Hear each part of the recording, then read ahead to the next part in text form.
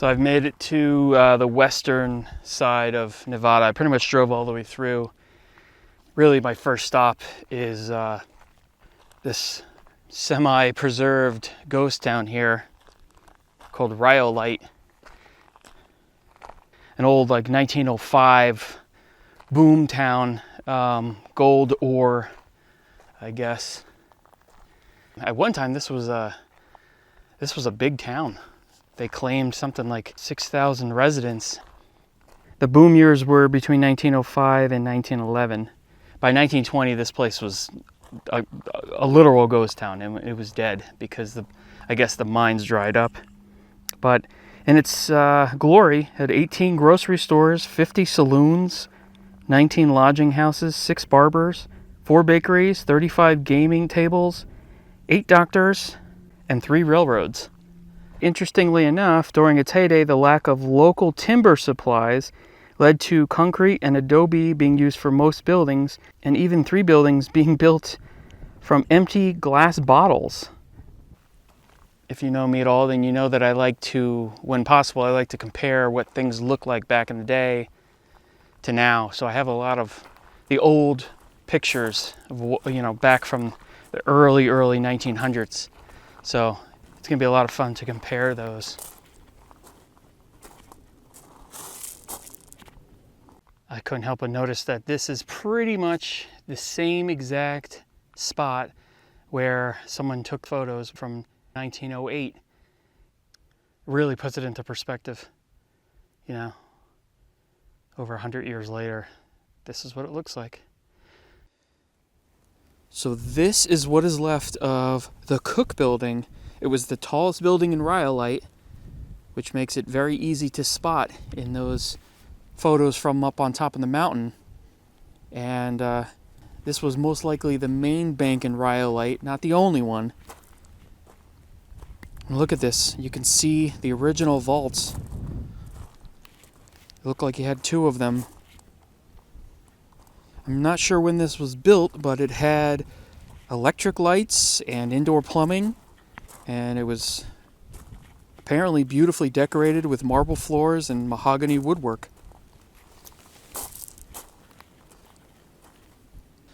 It looks like this was one of the only buildings that had what looks like a basement as well. Well, as usual, these small little videos often turn into big adventures. When most people come here, they stay on this one main road and they, get out, take some pictures or whatever, and get back in the car and keep on going. But there are these dirt roads that you can walk down, and they show a lot of different old ruins and things like that. So I was walking down here and I just realized that, like I was saying before, the mines are probably in the hills. You can see them right in the center of the screen. That's one. You can see a little trail going up to one, and then that trail continues all the way up. It looks like there's at least 3. So I'm sure they're blocked off, but I'm gonna hike up there anyway because I'd be crazy not to. Before I get to the mine up there, I want to show you this door. Look at this. This must have been a jail or a bank or something. This is a steel door. How cool is that? Man, this thing is gonna survive the end of time. Welded shut. Let's see what it looks like on the other side. Oh, there's a cell in there. It was a jail. How cool is that? I don't know if you guys can see in there or not. I can't at all.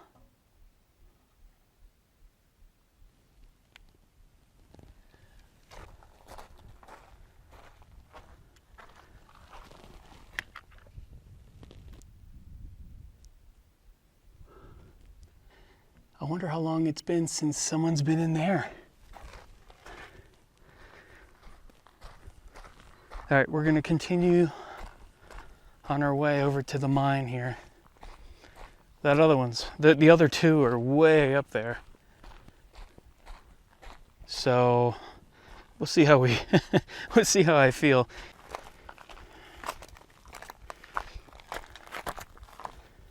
always end up climbing really steep things when I don't expect to. All right, here you go. Yeah, it's blocked off, but you can still go in a decent distance. Look at that. That goes back really far. Obviously. Let me see, I don't think this... Yeah, it's got a padlock on it and everything. But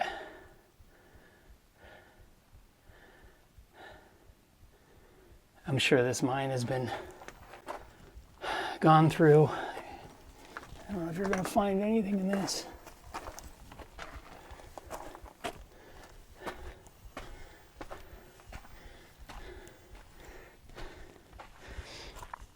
This was basically a ghost town by the teens, but certainly by 1920. Once these, like any of these mining towns, once the mines dry up, once they're not producing anymore, it doesn't take long, and then these places are, they're done, they're gone.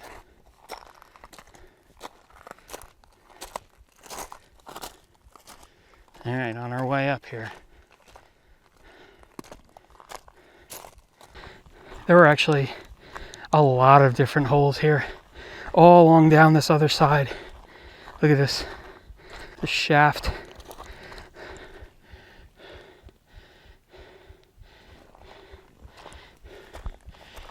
They're all the way up the hill.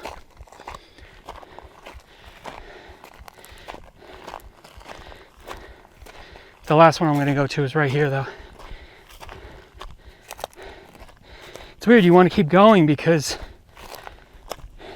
you never know what that next one might be. That might be the amazing one,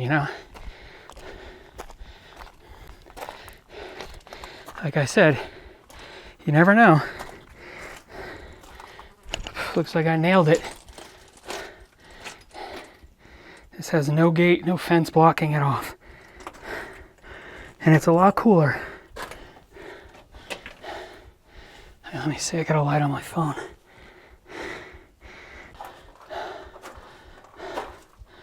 This flashlight on my phone is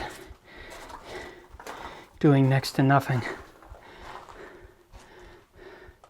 Looks like there was an attempt there to dig some more. Look at this. It's kind of cool, you can see kind of how it was done.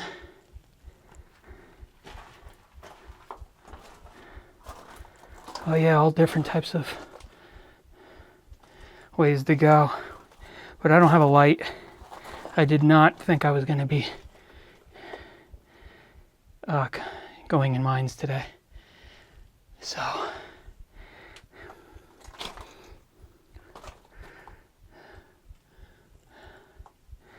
let's see what's over here.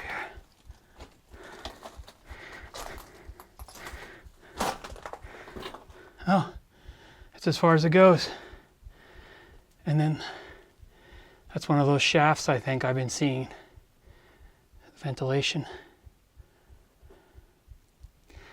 All in all, this goes in maybe 40 or 50 feet, maybe a little bit more, 60 feet.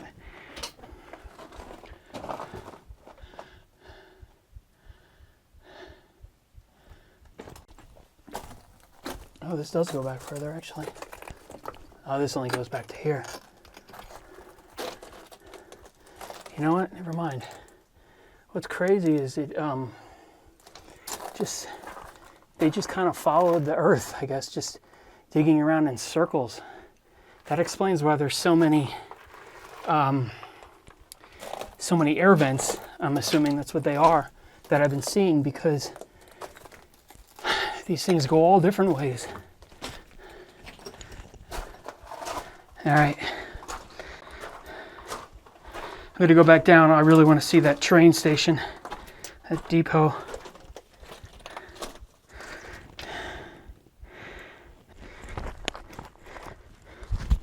This one fly has been following me for like a half a mile. What is this, a vent? Or is this where the, is this a shaft for that mine?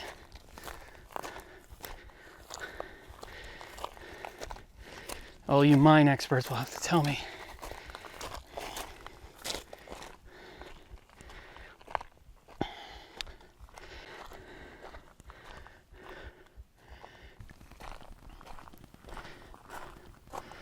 What do you think?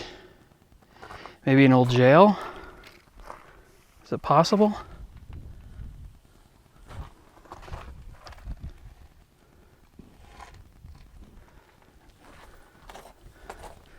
I mean, it's got the bars on the windows, so you would think this could have been just a makeshift jail. This is what's left of the general store. The Porter brothers had multiple stores before coming to Rhyolite. And in this place, they sold pretty much everything except for alcohol, but mostly mining supplies, house supplies, and food. I believe this opened in 1902, so it was pretty early for this area, but by 1910, it was closed down.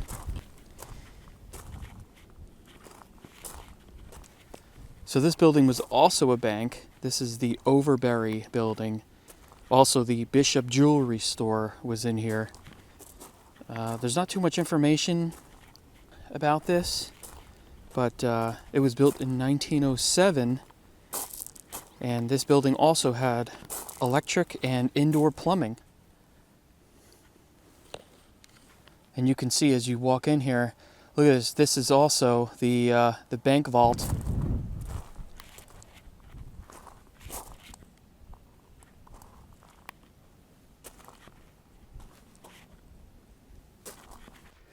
The bank vault from, oh yeah, it had to have been.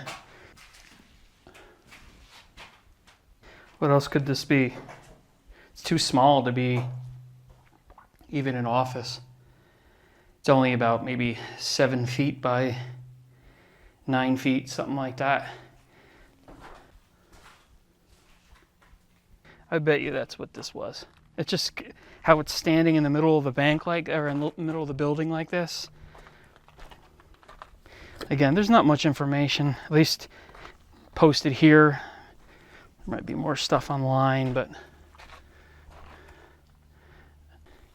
this is really the jewel of this area. Now, it's completely fenced in for obvious reasons. They don't want people trekking around on this thing. But it seems to be in great shape. Look at that porch wraps around it, or at least most of it. A popular misconception is that this building never had any tracks, it's definitely not true. In fact, here are some photos of the train tracks sitting right out in front of this. And it's actually pretty well documented that the Las Vegas and Tonopah Railroad started coming through Rhyolite around sometime in late 1906.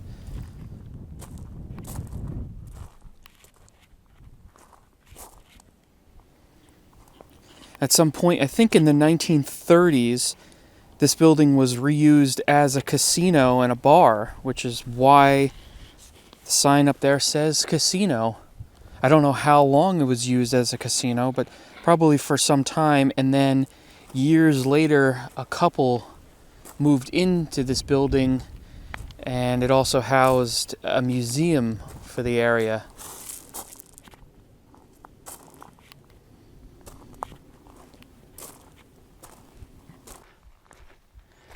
Look at this train car.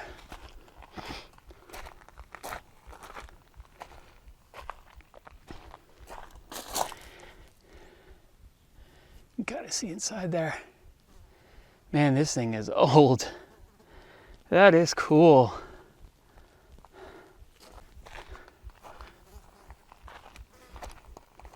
These flies out here are in love with me. Look at the floor.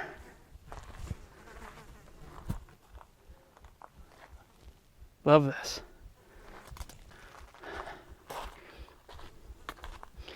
I mean, obviously people just jump this fence and go in there, but I don't need to. You can pretty much see what it looks like.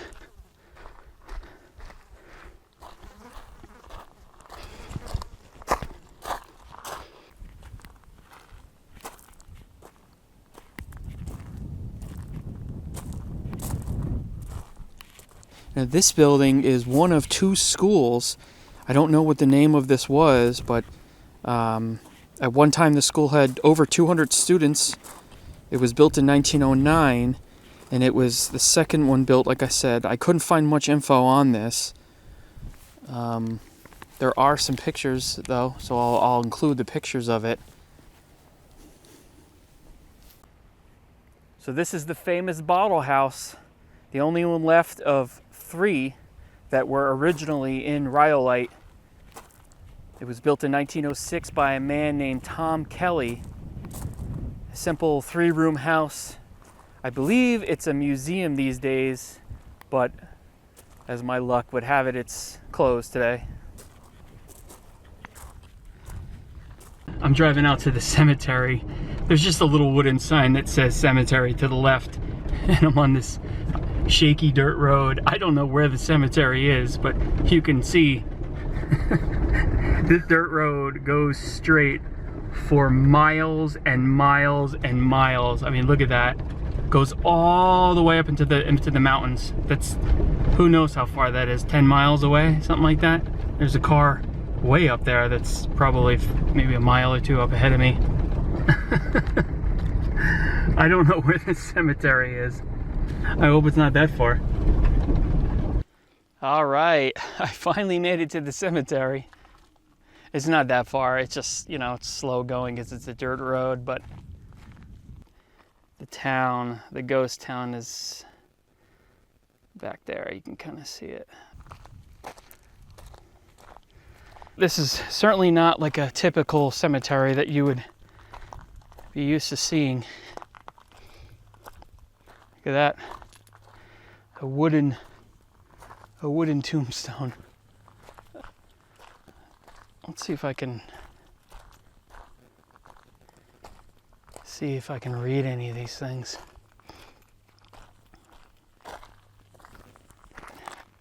One, Mrs. Ann Sisk, died 1908.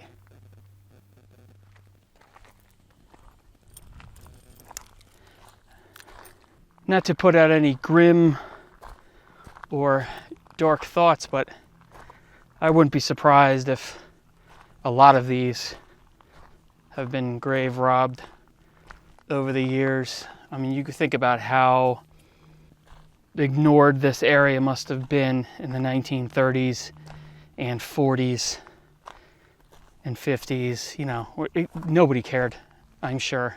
There was no preservation. And if you think it's rural and out there now, you can imagine what it was like 60, 70 years ago here.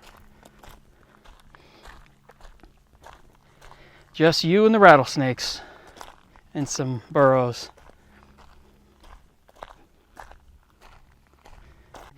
James C. Clayton died 1905. 1866 to 1905.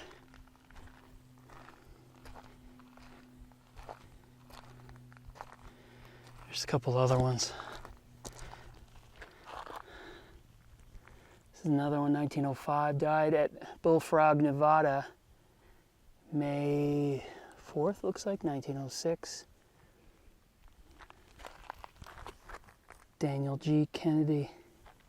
You know, a lot of these guys are people, at least the men, I'm sure were mine workers.